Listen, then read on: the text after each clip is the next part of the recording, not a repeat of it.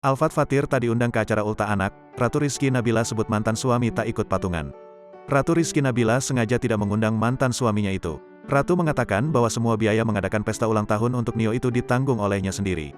Bahkan secara terang-terangan, ia menyebut tak ada campur tangan dari Alfat Fathir untuk membantu terkait biaya pesta ultah anaknya.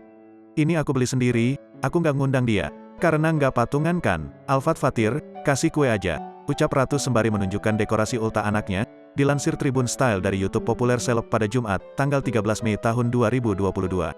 Lebih lanjut, Ratu menyebut jika Alfat Fathir hanya menyumbang kue ulang tahun untuk sang putra. Kalau untuk beliau, dia sih ngirimin kue. Tapi kan kue aja tidak cukup, bebernya. Bagi Ratu, tampak kurang etis apabila dirinya harus mengemis uang pada Alfat Fathir perihal kebutuhan anak mereka. Karena hal tersebut menurutnya sudah menjadi tanggung jawab sang mantan suami tanpa harus diminta sekalipun.